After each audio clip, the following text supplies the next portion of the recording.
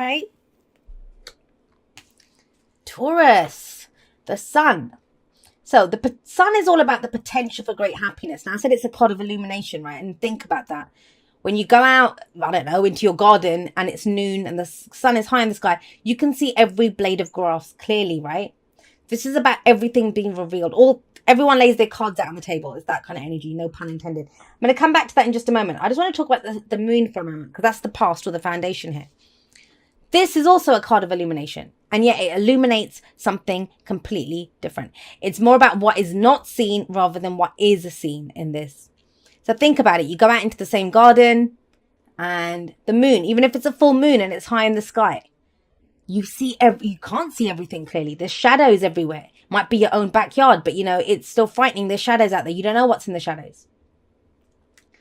And so when the moon comes up, we can't fully trust what we're seeing because it's not like the sun where everything's revealed. We can't fully trust what's seeing. It can be secrets. But the main energy of this card is what is in the shadows. Now, people might say, I don't know. I can't see what's in the shadows. But you can bet that you will come up with a million different reasons of why not to go out in the garden or not to walk down that street where there's too many shadows. There could be a wild dog. There could be someone waiting to attack me. There could be something there that I could trip up on. All of this kind of stuff. Now, when the moon comes up, we go slowly because we don't see things clearly and we're afraid. This is fears. This is doubts. And so it feels like you've been working through a lot of this coming up as the foundation, right? A lot of shadow work. You might have had to confront a lot of your fears. There may have been secrets that have come up that, have confirmed your fears, or those are what you feared anyway. But there's a shift in that now. Right now, this week, we have the sun coming up. So the sun this always serves us because when we looked at our fears and doubts, we looked at everything. Now there's clarity. Now we see the potential for great happiness. Now we see how we're going to go forward. And I always remind everyone, you are the sun in the solar system of your life. So what does the sun do? The sun is life-giving energy. For some of you, you've been wandering around in the shadows for a while now. This is you're out in the sunlight. Now, I always say this, it can be very blinding. When someone turns the lights on, it can be blinding for a moment. So you don't know what, you can't see clearly because the lights have come on suddenly and you've been in the dark for so long. But this is about creation. It's about creative energy, creating that beautiful future that you want. Because like I said, you're the sun. Whatever the sun shines on, it gives life to it. What are you giving life to? What are you giving life to?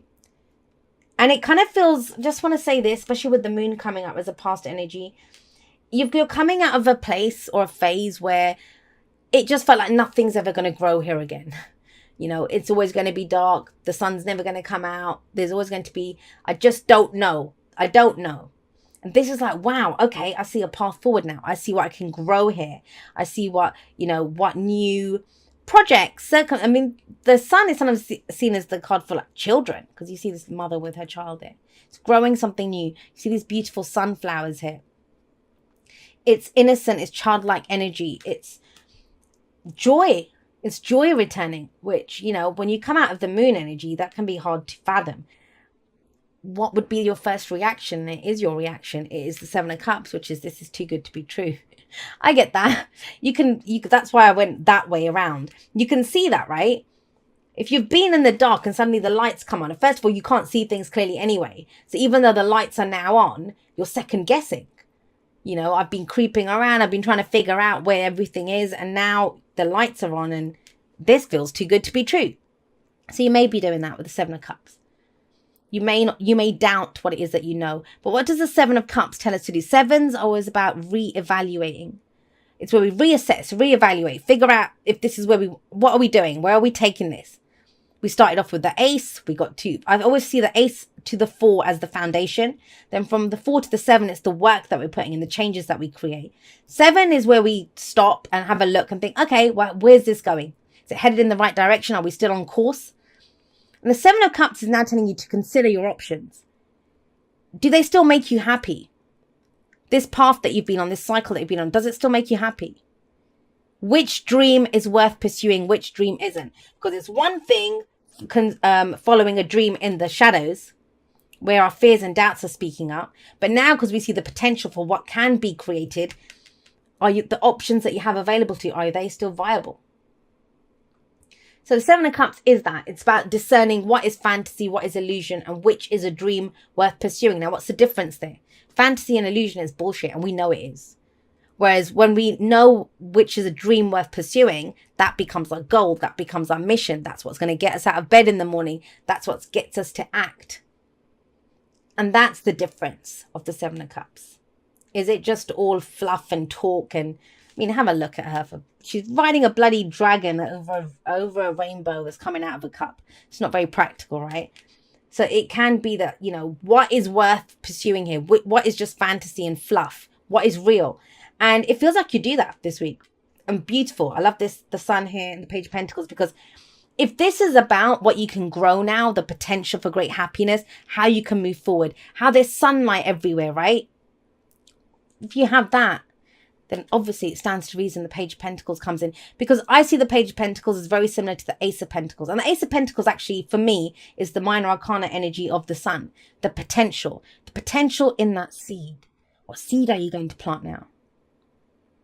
That's why it's so important to know where you're trying to go, what you're trying to build out of this. I can't stress this enough, Taurus, especially if you start off the week and you're not quite sure. You have come out of that dark phase. Now, there will always be dark phases, you know. The light, it's like day and night, right? There's always going to be day. There's always going to be night. But you are moving into this kind of place of daylight, of light, of potential, of happiness, of building something, of growing something. Not just fumbling around in the darkness, which is what's been happening. But what is it that you want to grow? And I always see that pentacles, they can be like that seed, right? You can plant a tiny little seed, but that seed has the potential to grow into something, a tree even. Out of something tiny, you can grow a whole tree. So the Page of Pentacles is starting small. It is starting small. But whatever it is that you're trying to create, this is the week to get the ball rolling. To get the ball rolling. Now, the thing is, when we see the potential, when we realize I want to grow this, I want to create this, the biggest, and I can tell you this as a reader, someone who's been reading for other people since 1996, I can tell you this. It's the biggest pitfall and it's the biggest disservice that I think the tarot does for people too, is when people come to the tarot to get a guarantee. Where is this going? What's going to come of this? That's not the point of this. The point of your reading is, what's your vision? What do you see? What's the potential here that you see? And what action are you taking? What are you doing? What seeds are you sowing to get that to happen? I mean, the Page of Pentacles is the student. Some of you might think about studying something, right? The Page of Pentacles, I always see it as someone who they commit. I'm committing to put in the work to get this done. And I'm going to take the first steps now. That's the Page of Pentacles. It's the initial steps that we take to create this. And it's beautiful. It is beautiful. But it could kind of throw you off a little bit. God, I hope no one's throwing up. But, you know, it could throw you off a little bit with this. It's too good to be true because of the contrast. You see it here. Night and day. And it is night or day difference. And it's like, seriously, have I just lost my mind? Trust me, there's a few of us that have felt insane this past week. But with the Page of Pentacles come out, you can do something. There's some action that can be taken. Very practical steps. Pentacles always things that we can see, feel, and touch. Where does that lead once you start there? It sets you off in a whole different direction. We have the Knight of Wands coming in here. Let's talk about, I haven't really talked about the signs at all. We have Leo. We have Pisces. We have fire energy here. Aries, Leo, Sagittarius. But remember, what do I always say? The signs don't own the cards. They just lend their characteristics to it. Or to the cards, right? And so the Knight of Wands is someone who is the adventurer, is the explorer. Wants to go in a new direction, wants to go and experience something new. He's all about the experience. He doesn't care where it's going to end up. He doesn't care where it's going. He just wants to enjoy what he's doing now. He wants to, you know, get something out of his experience. Very kind of Sagittarian energy, and we are in Sagittarius season. But think about it.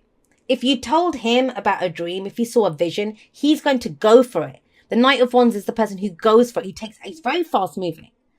I often think the Knight of Swords is a little bit faster than Knight of Wands, but he's up there. He's quite fast as well. This is slow energy. Slow energy. But it kind of feels like once you get that ball moving, it picks up and it has the opportunity to go very quickly, if that's what you want. It's about picking your dream though, right? And taking steps towards that. What's your advice? Your advice is the Four of Wands. And the Four of, I mean, at a very mundane level, the Four of Wands can be a house move, a job move. But I kind of feel what it's telling you here is all of this, the soul searching, the shadow work, the fears and looking at the fears and doubts, you know, whatever, you might have been working on something in secret, whatever it is, it's given you a solid foundation. That's what the Four of Wands says. The Four of Wands tells you you have a solid foundation here. It comes from this, comes right out of this. So when we get to here, it says, first of all, be grateful for how far you've come. Appreciate this, celebrate the foundation, celebrate what you've been through. And I know it's hard. You know, some people are like, well, I want to get going. I want to do something else. No. First of all, gratitude, appreciation for how far you've come and what you've learned from that. It's given you a very solid foundation. The Four of Wands always says that. And fours are always about pausing. Take a pause here now. Appreciate how far you've come. Some of you from this, I mean, because this is the advice of how to get to that future. You might decide to take a pause from whatever it's trying to build by going traveling, going on vacation. The Knight of Wands is that kind of, it can be literally traveling, right? A dream destination. That's kind of what's coming up for some people. Very mundane messages though. I'd like to read the energies. But if I see a specific message, I will give it. But with the moon coming up here, it's whatever you went through here. And I know this was hard. This dark night of the soul energy, right?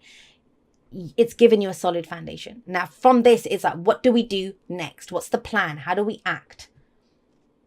And think about it. If you have a solid foundation, you've got a solid, a stable basis on which to build.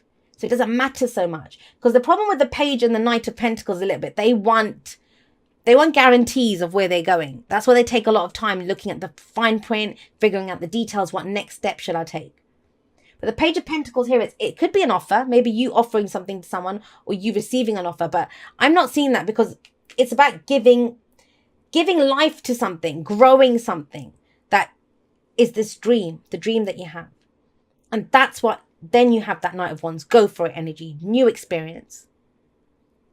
With the Knight of Wands, it's never doing the same thing again. It's that if you keep doing what you did, you're going to keep getting what you got. So let's go for a brand new experience. If you want a brand new experience, if you want to have a different experience in your life, then you have to do different things, right? Thank you so much to everyone that's been there with me. Whether this is the first video that you're ever watching of mine, or whether you've been there with me from before YouTube was even a thing in the Aquarian Insight world, because I've had my website for quite a few years now. Some of you followed me on there when that was all that I was doing.